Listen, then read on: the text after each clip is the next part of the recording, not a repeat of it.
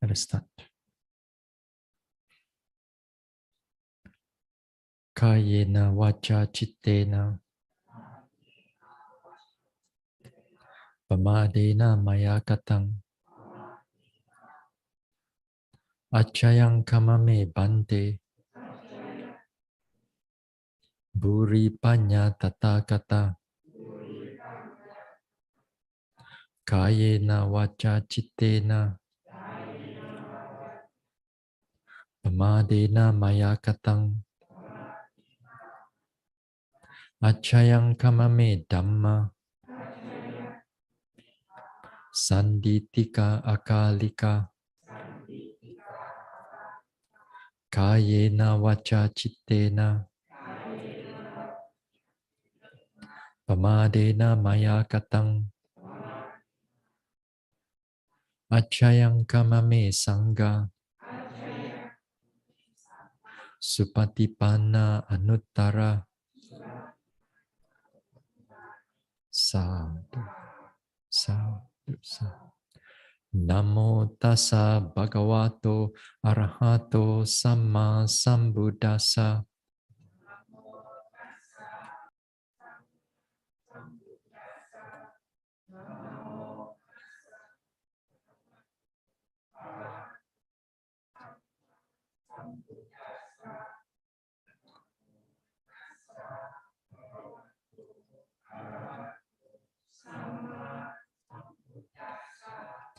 Buddhang saranang gacchami. Dhammang saranang gacchami. Sanghang saranang gacchami.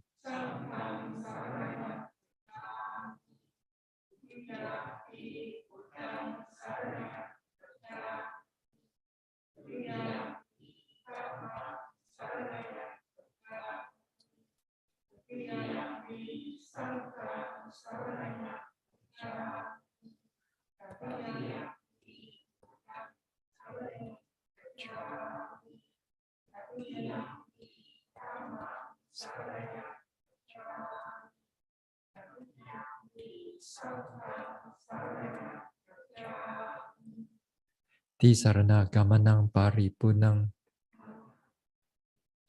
panatipata veramani sikkhapadang samadhiyami.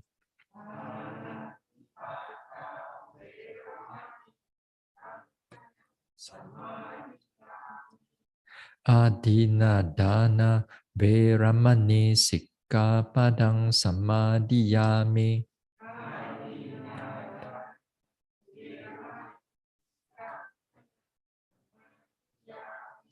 Abrahmacharya veramani sikkhapadang samadhiyami.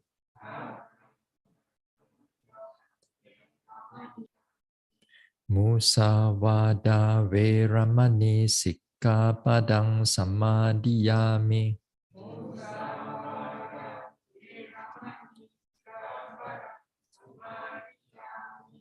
Surameraya majapamadatthana veramani sikkhapadang samadhiyami.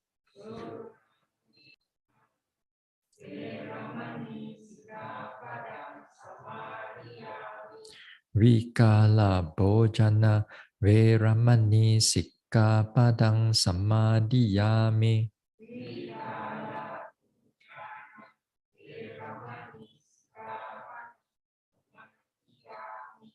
Nacha Gita Wadita Visuka Dasana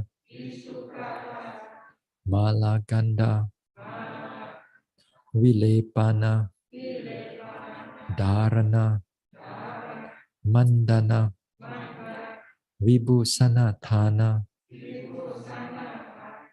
Veramani sikkhapadang samadhiyami. Uchasayana Mahasayana Veramani sikkhapadang samadhiyami.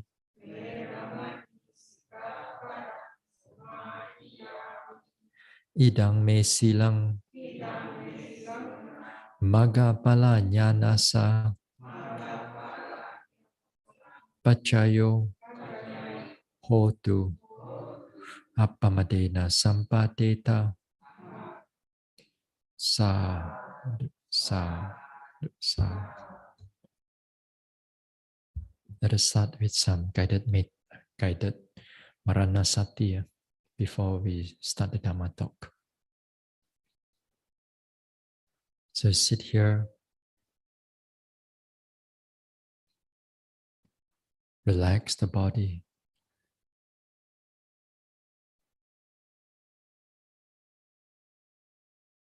relax the mind, keep the mind open, calm, peaceful.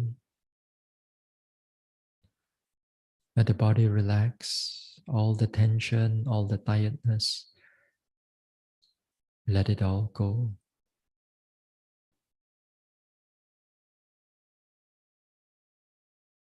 From top of the head,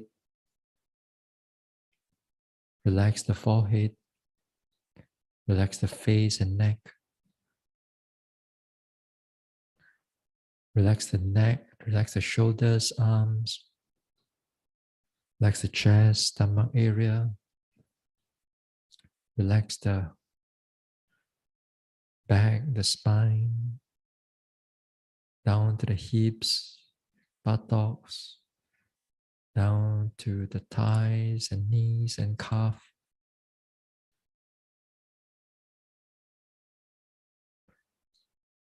Ankles and soles, toes. So relax the body, keep the mind open, calm and peaceful. My life is uncertain.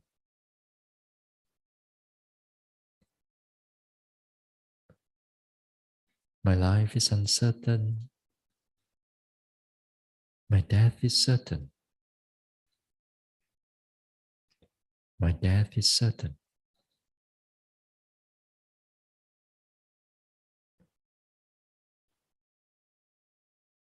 My death is sure to come.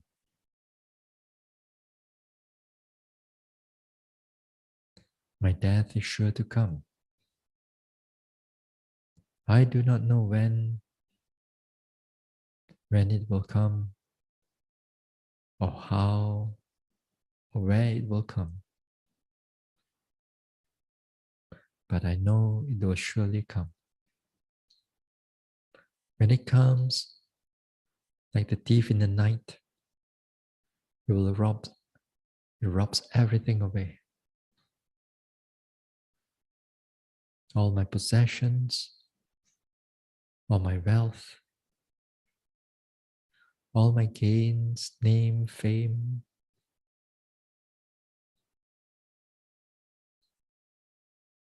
will separate me from all my loved ones.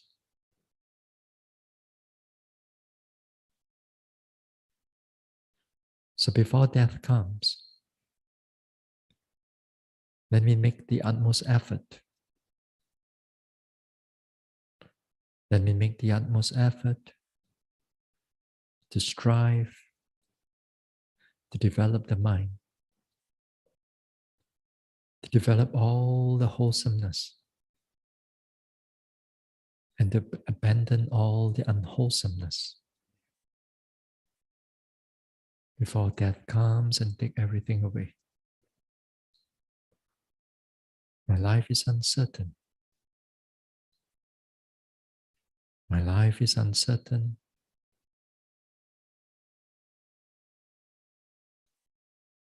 But my death is certain.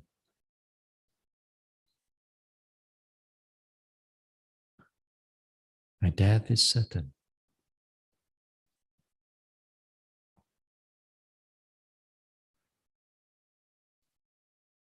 I do not know when it will come, where or how it will come. But I surely know it will come. When it comes, it will take everything away. My loved ones,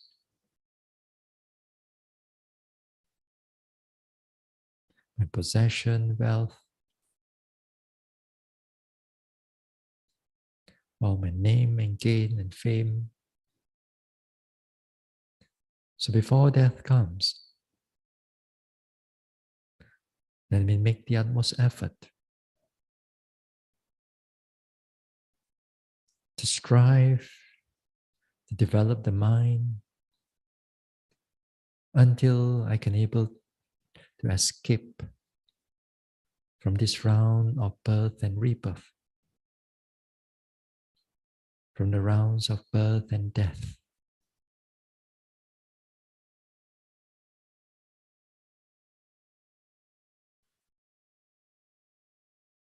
Let me make the utmost effort to develop all the wholesomeness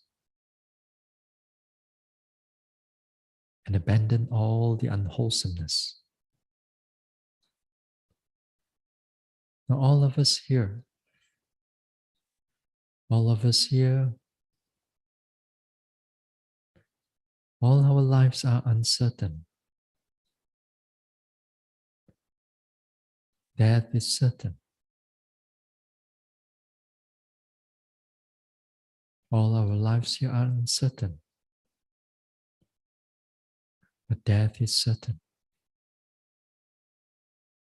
We do not know when it will come, where or how it will come, but it will surely it will be here on our doorstep one day. It will take everything away. It will rob everything away. All my possessions, all our possessions, wealth, assets, separate us from all our loved ones.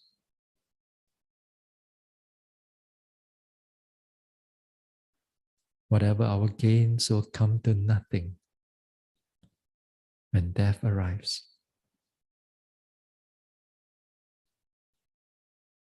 So before death comes, let us have the sense of urgency to strive to develop the mind until the achievement, until the enlightenment is achieved,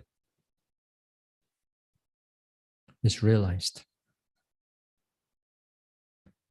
Then only we escape from the clutches of death. All our lives are uncertain. All our lives are uncertain.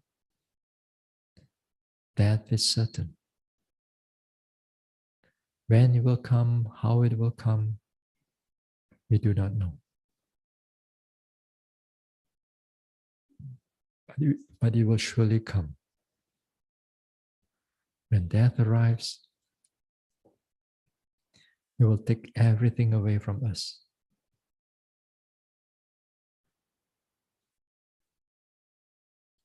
Because all our asset, wealth, and gains separate us from all our loved ones.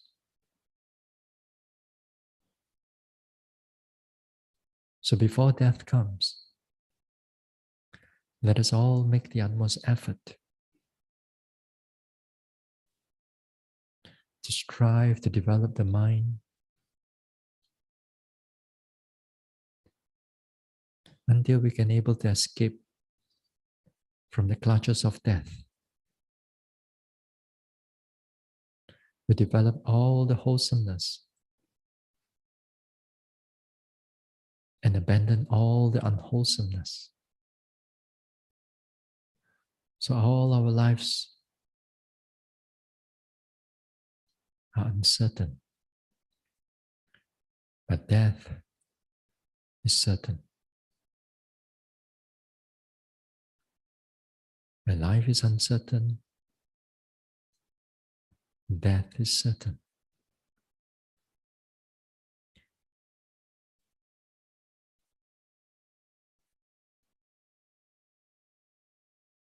And slowly we let go. Let go of the contemplation, reflection.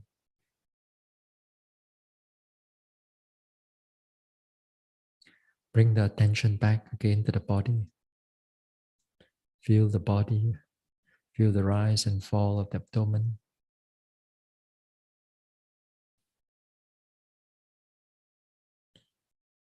Feel the sensation of sitting here.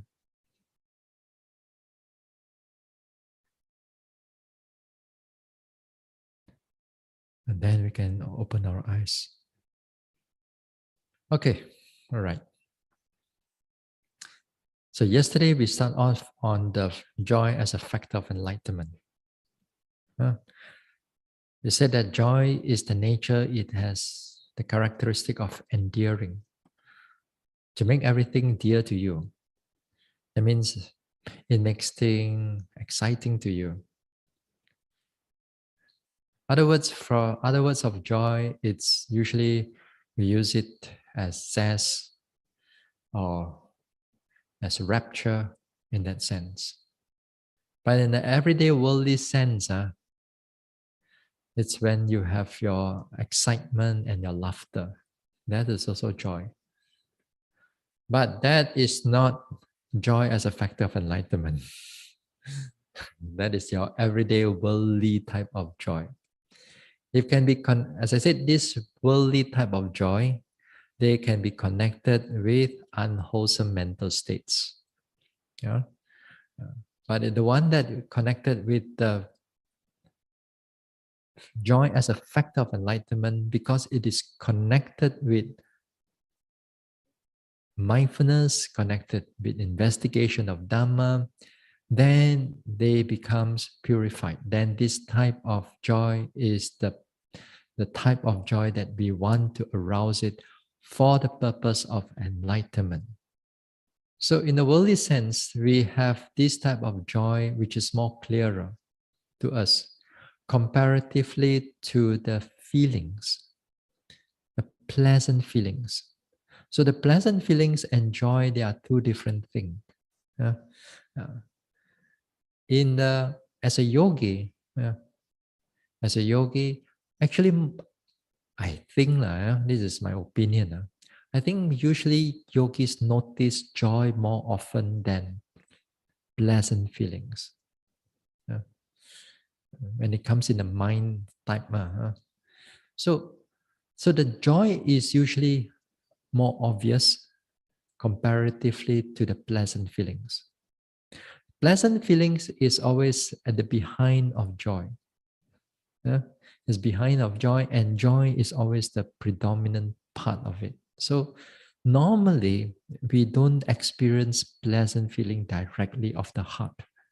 We only experience the joy that comes together with this thing.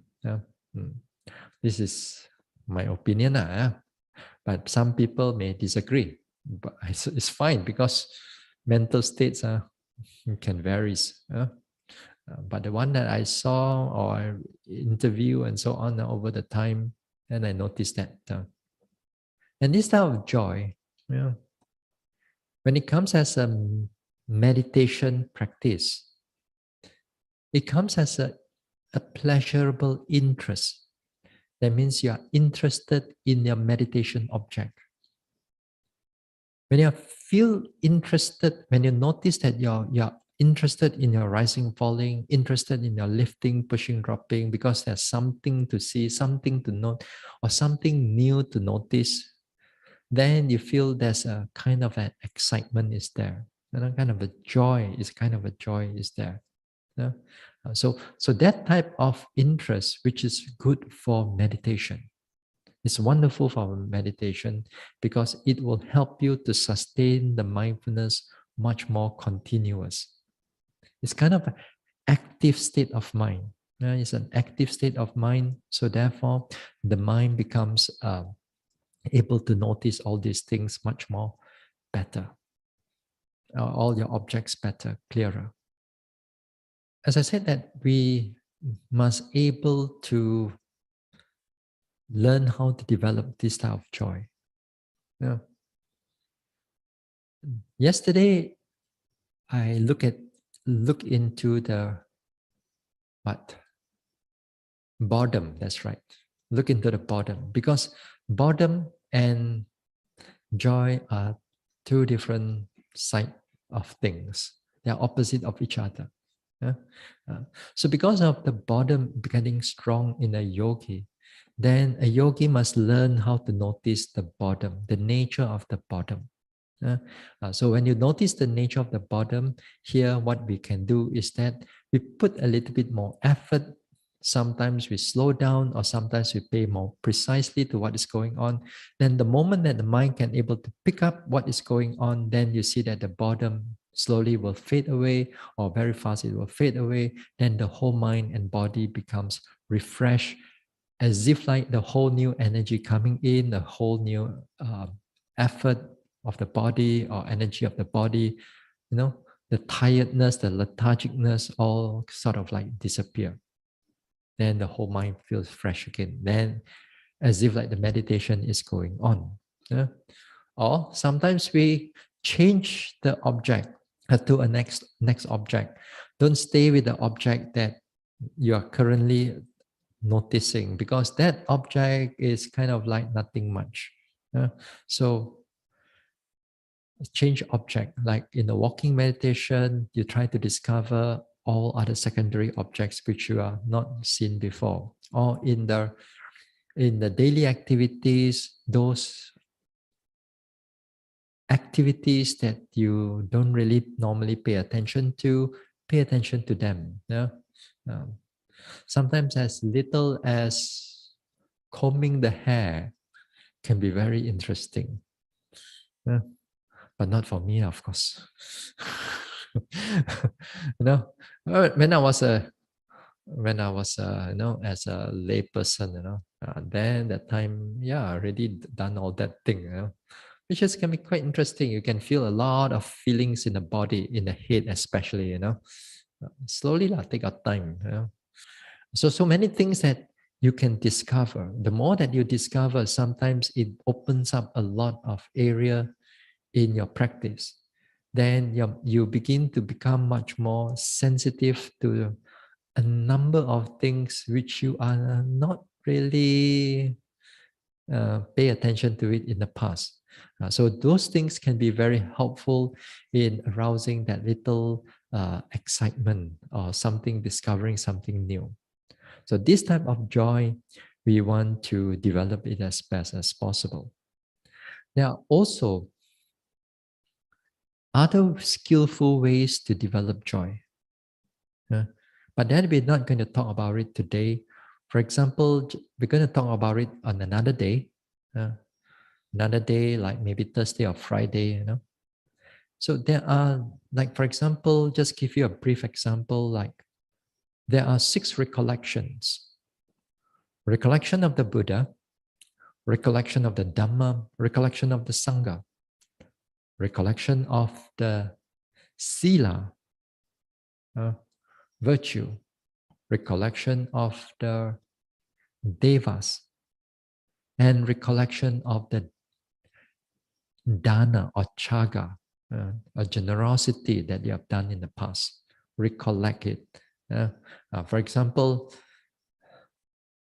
we meditate until nothing, let's say. Nothing much. Then after that, nothing is working, you feel lethargic, mind is not good. Then you recall back to your past that you have done dana, a lot of dana, or a lot of service work that you have done. Just to bring that a little bit in, reflect on it, because at that time you feel happy. So when we recall it also, that type of feeling also you feel happy. So you feel happy, then after that, when the happiness comes in, that kind of like joy comes in. So as the joy gets stronger, clearer, then it uplifts the mind. Once it uplifts the mind, then you drop the recollection. Take the uplifting state of mind, put it into your practice. Then everything will start again. Hopefully. Yeah. Or recollect of the Buddha, the Dhamma, the Sangha. That one is it takes a while to really to talk about it, because again, the qualities of the Buddha, if you do not know the qualities of the Buddha, how are you going to recollect? What is iti piso bhagawa araha? What is samma sambuddha? I don't know what is it. Then how are you going to recollect? Because when you recollect, you must know its quality. That means you have to have book knowledge. You have to have theory about it. So the Buddha already got 9 qualities. So there's going to be a lot of explanation. So there's going to be a lot of times, and then you're going to be diverted out from the what we want to do. But anyway, we're going to talk about that another day. So just to give you an example that some of the skillful ways may not be vipassana, but you can incorporate it in the vipassana, draw out their joy, and then put it into your practice. And then you let go of the recollection. If you recollect too long, if you think about it too long, that happiness will start to become more and more and more and become restless mind. Become restless mind. So there is a limit that you should do. Okay, that one we'll talk about it another day. What else? There's another thing also like um, mudita. Mudita, if you translate into English, is appreciative joy, or sometimes they translate as sympathetic joy. Again, here the joy factor is the main factor. So how do you arouse that joy in mudita? And perhaps also, I think also in the coming few weeks' time, we're going to start off. We're also going to do this. What do we do? The guided mudita also. When the time comes. Still, we have 2 months to go. So we're going to start off with that also. So anyway, mudita also in a kind of, it's a joy. It's a factor, it's a joy. So we recollect the things that we have done.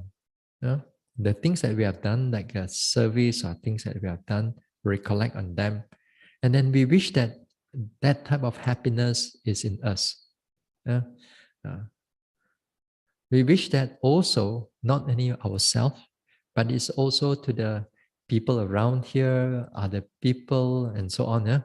And also all beings, whether they are in the hell or in the highest heaven, they have done also some good deeds in the past.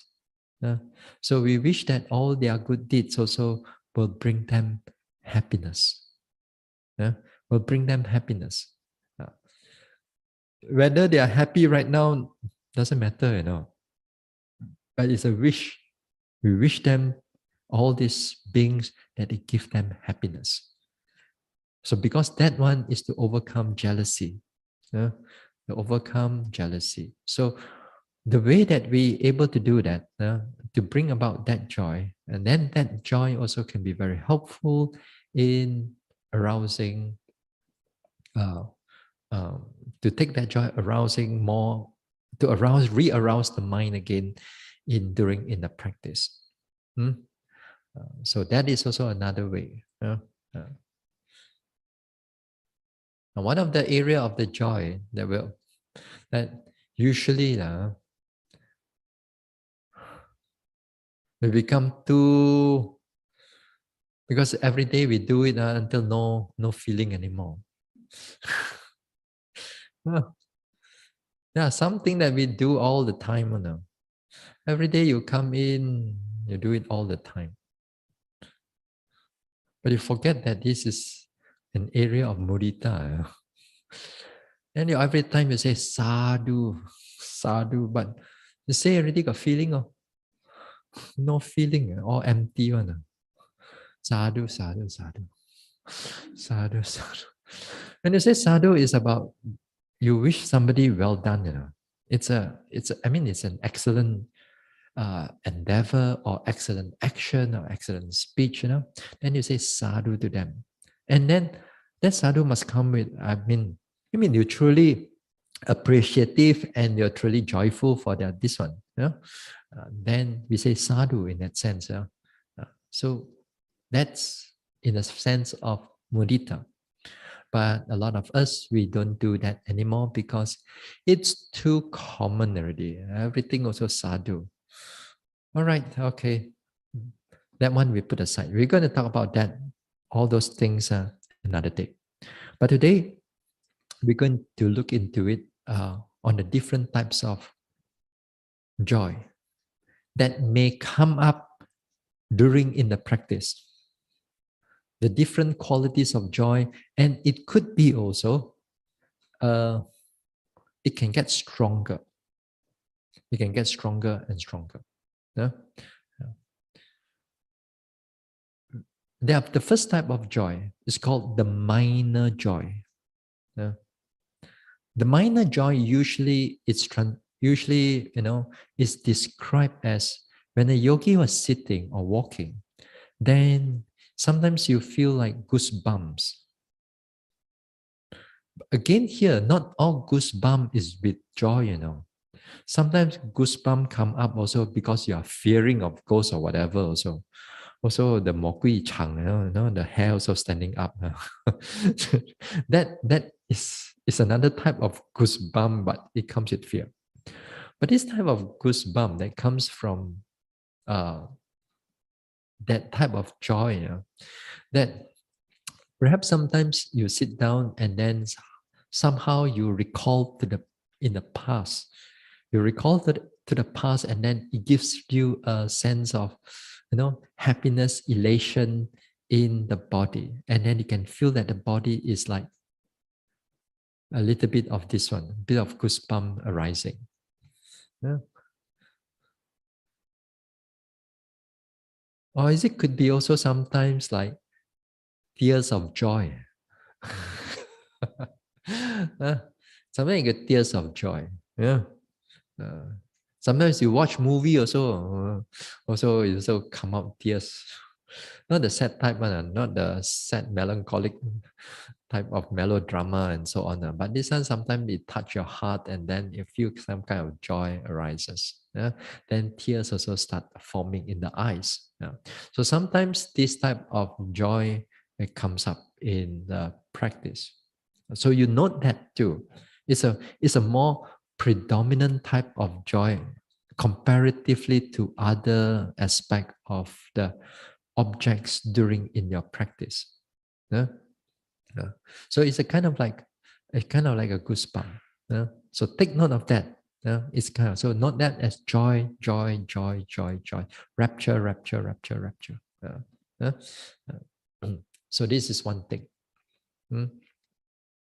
I think also if the in the commentaries and they put there are 5 types of this type of joy.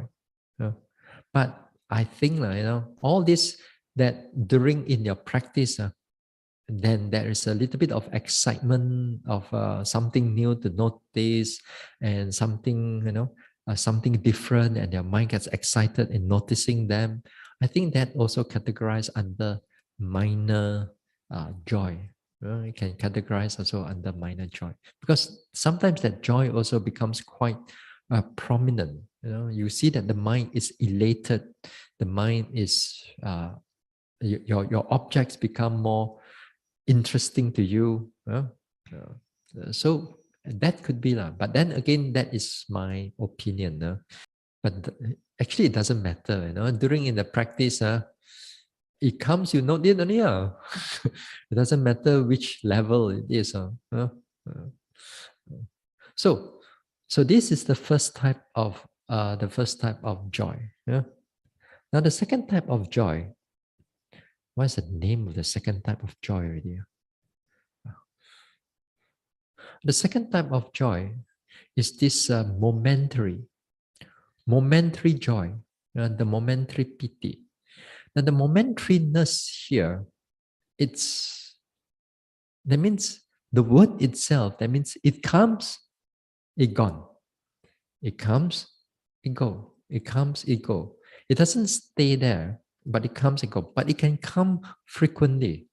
It hit you again, then it stop. I hit you again, then it stop. I hit you again, then it stop. Some people feel like it's like a lightning flash, it's like it come, just very quickly come and then gone. Uh, uh, so, so when this type of things comes, when it comes, then it can feel like it's quite nice. It's quite pleasant. You feel that the all kind of like lethargic and your tiredness or even sometimes bodily tension, it kind of like gone for a while. Then you feel good, and you feel buoyant. And you feel in a way, sometimes with the joy comes in, you feel quite light. It becomes prominent and you feel quite light and quite nice to meditate actually. But that's where the danger comes in. Huh? We'll talk about that also. We'll talk about that. We'll talk about that. So this type of momentary type of joy, sometimes it comes into the yogi as it comes in and it goes again, comes in, it goes again. And once in a while, this type of joy, it can be a bit strong. It begins to push the body. Sometimes it begin to push the body. Is I, I'm not I'm not to say that it directly push the body, but because it's conditioned, because of that joy, condition the body. It condition maybe the with the wind element, So it makes the wind element a little bit more stronger. So when it makes the wind element stronger, that means the movement stronger because of that joy. Then the physical body can sometimes starts to move together with the uh, forces of the body, because it can be connected with the joy, not necessarily all the time because of the body movement, but it can because of its momentariness of that type of joy. So it comes, that moment it comes, the body move for a while, then it comes again, move for a while. Some people, they experience this type of phenomena. No? Yeah. So this is one type of it. Uh, Another, the third one is called the wave-like type, the wave-like piti, the wave-like joy. So the wave is like, just like the words, like in the beach or in the shores, the seashore, and then the waves come in and come in. This is like this is not like a flash and then you don't feel it now. This is like the waves come in, but you still feel, even the wave disappear, then you still feel good, very good. Then it comes in again. Like it's like your whole body, and then it's go through that. And again, it bathes the body, It kind of like make the whole body feels like again and again you're being hit by it again and again. And you don't mind hit by it because you feel good, ma. You feel really excellently good. All your tension, all your tiredness, all your pain and everything, all gone. You feel elated. If hit a few more times also, it's good. Away from the buttock pain for a while. Yeah. So this is kind of a wave-like thing. Sometimes um, the teachers or the commentary says that usually they say this type of different type of joy, it says experienced by everybody. I'm kind of doubtful about it, whether everybody experienced that type of joy or not. But you will experience one way or another. One way or another. It may not, whatever that I described, you will experience in your lifetime. It may, some yogis may experience it, but some yogis may not experience that particular type of joy. Okay, you may have another type of joy, this one another type of joy. It's just that we give a different name because of its nature of how they arises and their characteristic in that sense. Yeah. So the third one is the wave-like joy. So the fourth one is uplifting joy. Uh, Now, this uplifting joy, once in a while, we also hear yogis that when they meditate, they feel like the whole body is like uplifted. They feel like it's so light, and then it's feel like helium or hydrogen, like it's so light, so light, like they are floating in the air. Then sometimes they forget themselves. They forget themselves, and then they just continue meditating, But sometimes, actually, a lot of times they are not meditating. They just feel good, they just feel good, and then it's just like floating. And suddenly they remember, oh, see, floating. If I float until the fan there has, then the shock all coming in. Then, but actually they don't feel floating. It's just the body become very light. So sometimes because of its lightness and because of our concept of uh, place or direction, we begin to slowly lose those things, and then the because of it we lose the context or the concept. Then we can feel like as if like we are in the floating like that. We can feel like we are floating in that sense. In the text, in the commentaries, they mention that this type of uplifting joy is actually the word itself. That means the whole body fly. The word itself, it gave the uh, a story about a lady during in the times in the, I think must be in Sri Lanka. This is mentioned in the Visuddhimagga. So that may be like 10, 12, 13 centuries ago. It says that this lady, because she's pregnant and she could not able to go to the monastery to listen to the Dhamma. And then the parents are getting ready to go, and she could not go because she's pregnant, and it's not good for her to travel in that sense. But her heart is filled with so much joy by knowing that the monastery in that direction, although he should not able to see it, but she knows that it's in that direction. Then because of that, the joy begins to so strong that it uplifts the body, and the whole body fly right up to that monastery before the parents arrive. Then the parents saw her, hey, how come you're here first before than us? How did you come? No, I didn't come by the road. I flew from the air. But the parents don't believe it's only the arahants can do. You also can do. So it mentioned in that story. So whether that's so you pick it like now, whether it's real or not real, it doesn't really matter. Yeah. What matter is that sometimes these things it may happen also. If you go in the retreat long enough, you go in the retreat long enough. Hey, wait now. Where's my okay? Now, if you go into a retreat long enough, perhaps if you are lucky, then you may see sometimes there are people actually moving from where exactly you are sitting. They can bounce to another area. That I've seen it myself in Burma, that this yogi every time meditate, the whole hall start to shake, boom, boom, boom, boom, boom. At first, we didn't know what is going on because, a sound, we just note, just rising and falling. But it becomes more frequently every sitting time, and then we begin to turn to the back.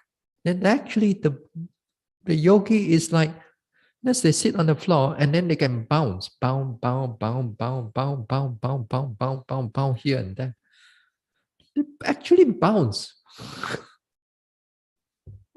Yeah, I saw it with my own eyes. Whether it's connected with joy or not, but I think so it is. But the way I mean, for externally, we look at it, the more that it bounces, the more happier the yogi become.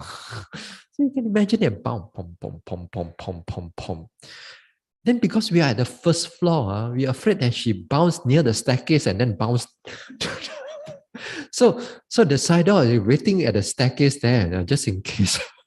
Then perhaps after a day or two, if I remember correctly, then it doesn't bounce already.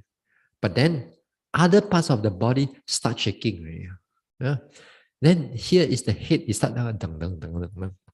And I say it's like look like a car, the toy you put in the car, with the head, and your car is driving and your head is like moving that thing, but the body is not moving on the head move on it. So something like that. So something like that, because of the joy, it starts to move the body. And so it could be, I said it could be because that type of joy is like uplifting, And it's interesting, it's a very rare case, but this thing is mentioned. But there are also, Mahasi Sayadaw also mentioned in the books, that when this type of joy arises, he actually noticed, he or Lady Sayadaw, I forgot, that these people, when they meditate, this yogi meditate, they actually float up. They put the finger below the buttock there. There are four fingers you can still go through, You go down and then you can see. There's no cushion, nothing. They actually float up. According in the books, according. So whether it's real or not, I do not know because I didn't see it. So this type of what we call the uplifting joy, the uplifting joy in that sense. So that is the fourth one. The fifth one is the pervading joy.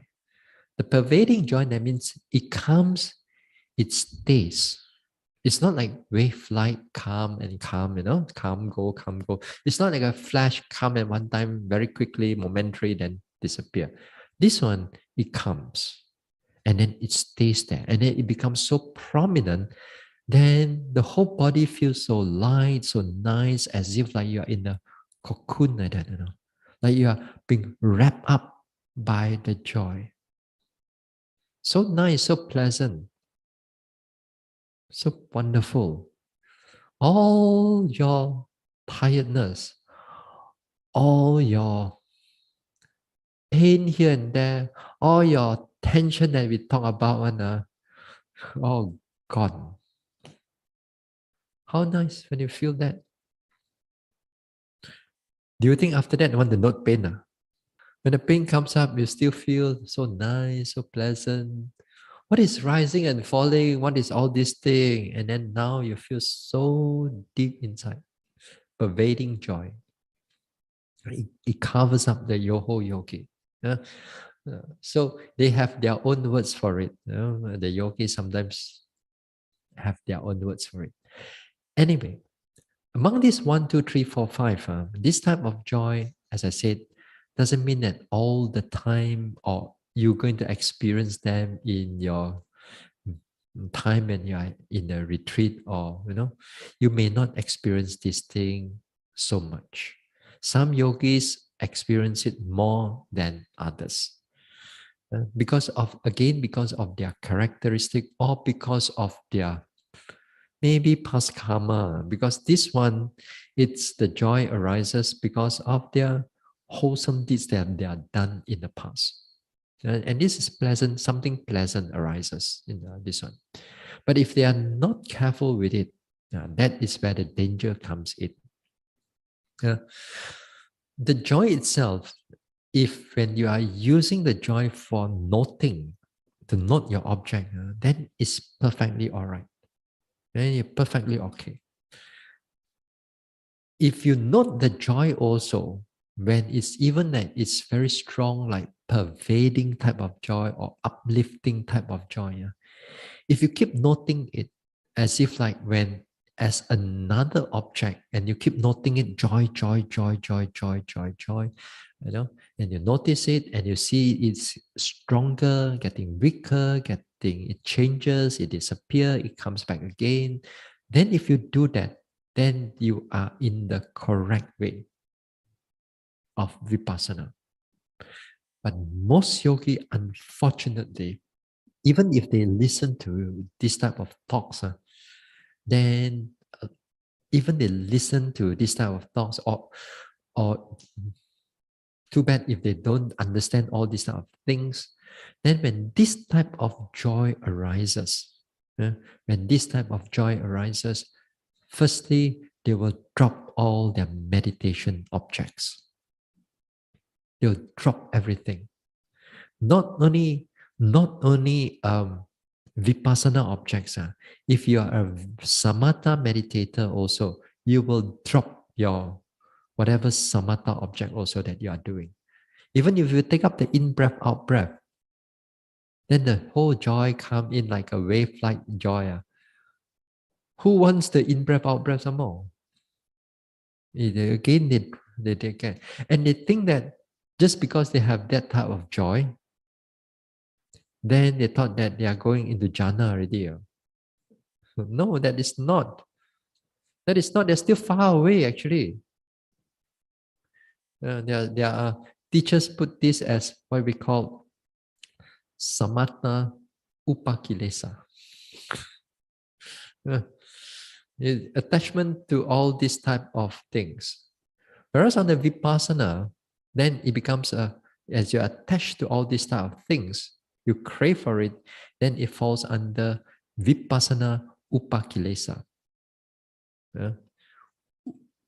Upakilesa, Upakilesa, upakilesa. The word upa means near. Kilesa means defilement.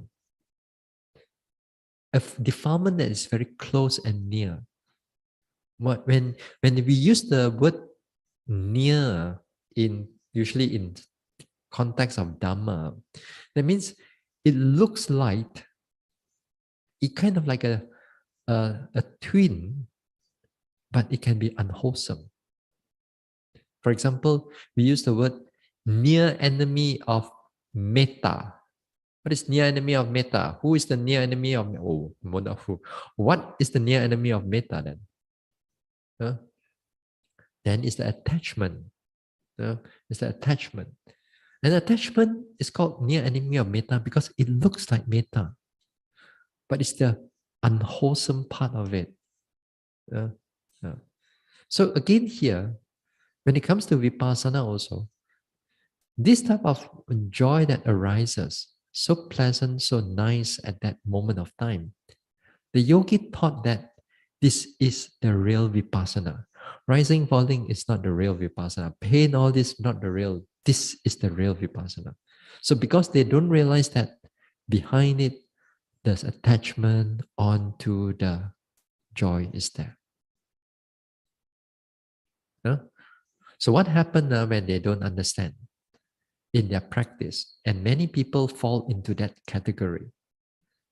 Many people. Whether you don't have to, I mean, you remove the idea of whether it's vipassana or samatha or any worldly form of meditation, or whether you have instruction or no instruction. If you go inside into meditation, if you go inside meditation, and then all this type of pleasant feeling come in, pleasant joy comes in, it's like pervading type of joy, cocoon-like joy. You sit there. You think you want to look for other objects, man? And then, do you think that in the next sitting that you go to, you want the pain again, man? Or you want the joy? Definitely you love the joy. You want that joy. You want it to come again and again. And the thing is that a lot of them, they don't realize that they're already attached to that joy. The craving is already building up behind it. And it's going to get stronger and stronger if nobody to tell them. Yeah? And then the more that they want it, the more they desire it. Yeah? So, so here, that type of joy, the joy is not the problem. First of all, let me put it clearly. The joy is not the problem. It's the attachment towards it is the problem. And they don't see the attachment or the craving or delight onto it. So any form of meditation, whether samatha, vipassana, or any worldly meditation, if you don't realize that there is a attachment towards it, and that attachment will be starts to grow, and when you grow, and then it will starts to go into wrong thinking. It's going to go into wrong thinking. You're going to start to thinking that this joy is wonderful. This joy, this pleasant state of mind is wonderful. It's a very deep practice. I have achieved, maybe I achieved jhana already. Maybe I achieved nibbana already, but they are not sure yet. Maybe, maybe. Maybe I'm there already. Maybe because of this joy that I have the power, at the very, maybe the devas, grant me some power, so that I have that joy. There are all kinds of wrong thinking is coming in here. The mind is creating all sort of all sort of attachment which they are associated to. If you are a Buddhist, you associate that joy with some nibbana, some samatha, or some progress. Yeah? Or if you are in a worldly sense, then this type of joy could be because of some God-given thing, or it could be some kind of some Almighty or some Brahma-given thing. So all kinds of thinking starts coming up. So the wrong thinking, it can be dangerous. Okay. But the next one become much more dangerous, which is the wrong view. Wrong thinking is not too bad yet. The wrong view, miccha ditti. This time they believe already. Just now, they're thinking about it, and the thinking is going on and on and on about it. So long enough, if they don't not able to remove those things, then the whole wrong view will set in. When the wrong view set in, you tell them, they stand in front of the Buddha give them a discourse, they cannot get out of it because the wrong view is so strong. They believe that that type of joy is nibbana or is jhana. Now imagine that cocoon like of joy, and it's so pleasant, so wonderful. You never seen it in your everyday life. Your everyday life, you go for Namo Tassa Bhagavato. You feel so happy about when you have with social, with you having social functions with all your Dhamma friends. You do some activities and you feel happy gathering together. So nice to see all of you. That one is like chicken feet, peanut, nothing. Until you begin to feel this type of joy, so pleasant, so nice.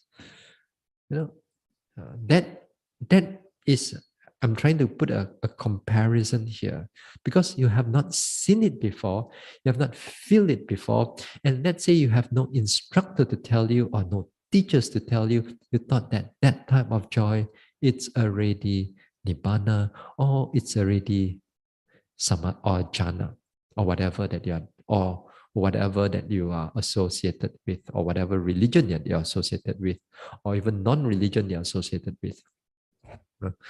So it attached until it become wrong view. Become wrong view, and that is terrible. There are yogis, there are Buddhist devotees are like that. I've seen it also, but how to help like that? I've seen it. I've heard it once a while, not to say many, but once in a while.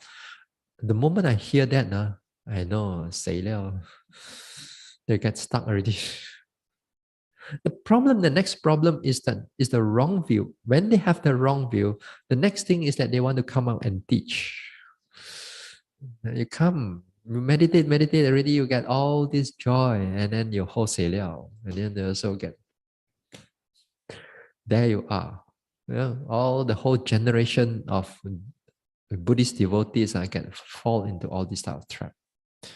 Every time they sit down, they look for that joy first. Every time they sit down, they look for that type of pleasantness, that cocoon-like or that wave-like type of joy.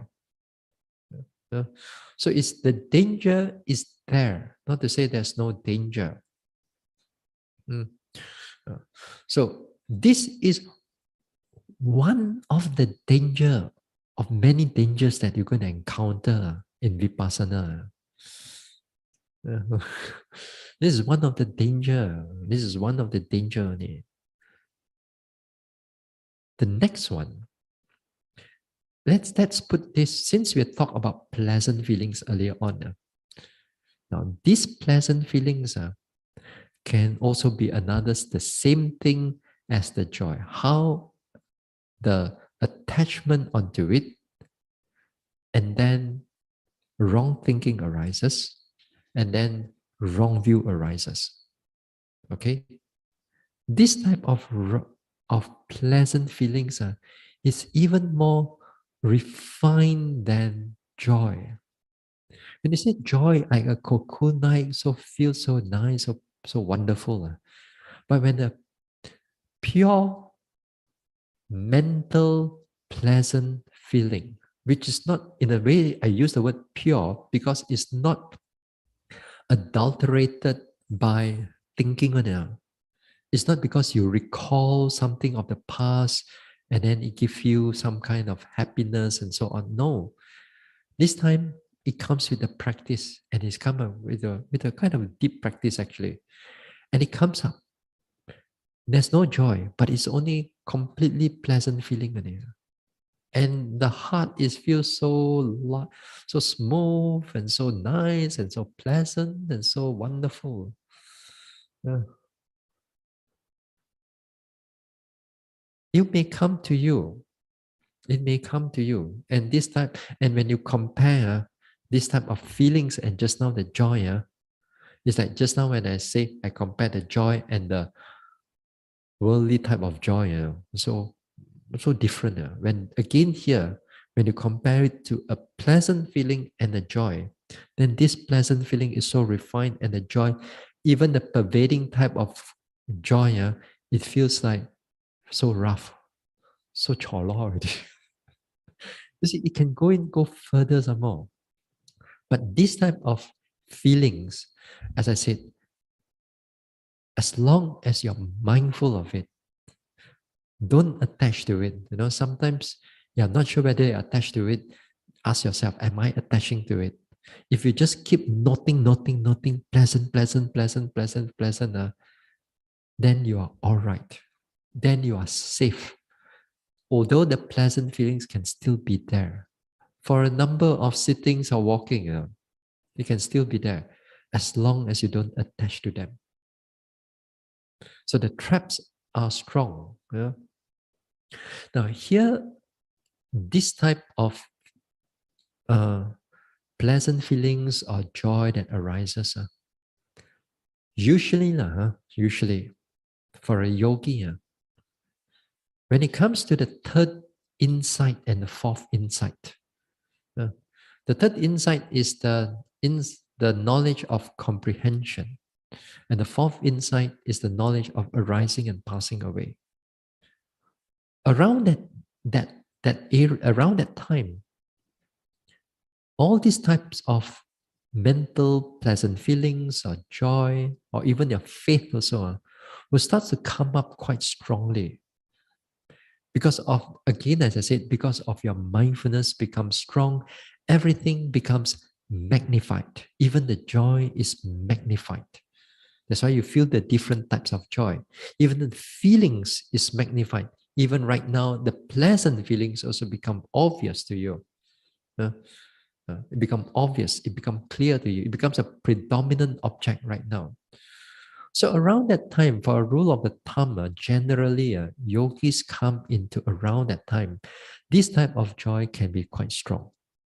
Hmm? But it doesn't mean that it's only around that time you'll feel it. You may even feel it, this type of pleasant feelings or joy, right in the beginning of your practice itself. But again, here, not many yogis feel this type of things. But there are some yogis, once in a while, they have this type of feelings also, this type of mental state. So when they comes in, usually with this type of people, then the attachment can be very strong because they do not know how to meditate yet. And suddenly all these type of feelings, pleasant feelings come in, then very fast they get attached to it. So not many yogis that I've seen, they have this type of thing. Usually in the beginning, what do you have? You have pain here, pain there, pain everywhere. Tension here, tension there, tension everywhere. So normally we see most of the time we see yogis with a lot of unpleasant feelings, which is actually is good because it shows there's a sign of progress there. If they get too attached to the pleasant feelings. If the pleasant feelings comes in right in the beginning of the practice, and if they are not being monitored or not being guided, and then very easy they fall into that trap. So there are some yogis right in the beginning, they already have it. They don't have to wait until the third or fourth insight. But generally, most of the yogis, usually at the third or fourth insight, this type of joy and feelings, it can be quite strong. It can be quite strong.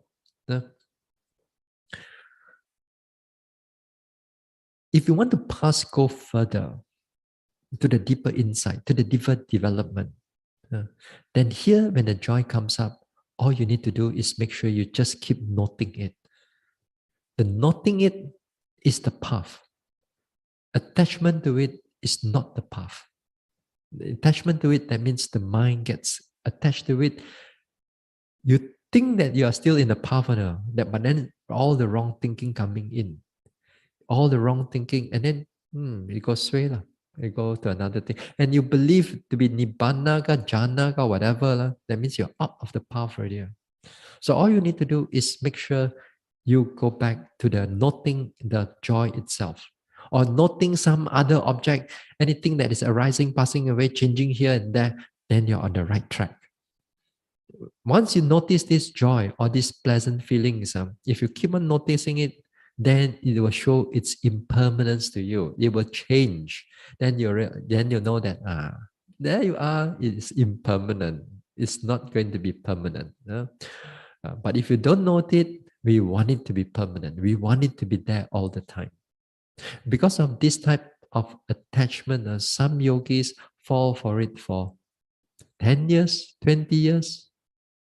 They don't realize that this is just attachment towards it. But some yogis, after 10 years, 20 years, then only they realize that it's not the right path. You got 20 years? We don't know. But as long as I said, don't get attached to it, just keep noting it. All these objects, keep noting, then you are in the right path.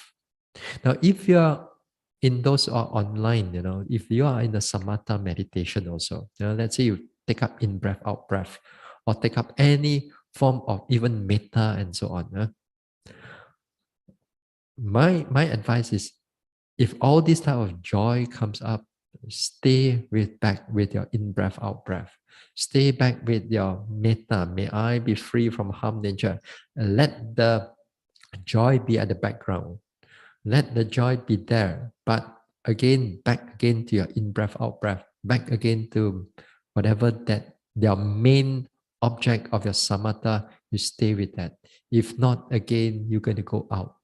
The principle is the same. Attachment is the same. No matter what meditation you do, as long as the attachment comes in, it's going to go haywire. If there's no attachment, you be mindful of it. Whether you're samatha or vipassana, then it will go forward. It will go. It will. The thing will progress. The meditation will progress. Uh, so here, anytime the joy comes up, and it comes up, don't get too attached to it. Neither you reject it also. There's nothing wrong with the joy. It's just a mental state. All we need to do is make sure we take note of it again and again. All right? Okay. We'll stop here for tonight. And we'll continue the talk on Thursday. Tomorrow, no Dhamma talk. Idang me bhavanam nibbanasa pachayo hotu. May my mental cultivation be a condition for the realization of Nibbana. Imang no punya bagang sabba satanang dema. We share these merits with our departed ones, with all beings and all the devas. Sabbe satta sukhi hontu anumodantu. May all beings be happy. May they rejoice in these merits. Sadhu, sadhu, sadhu.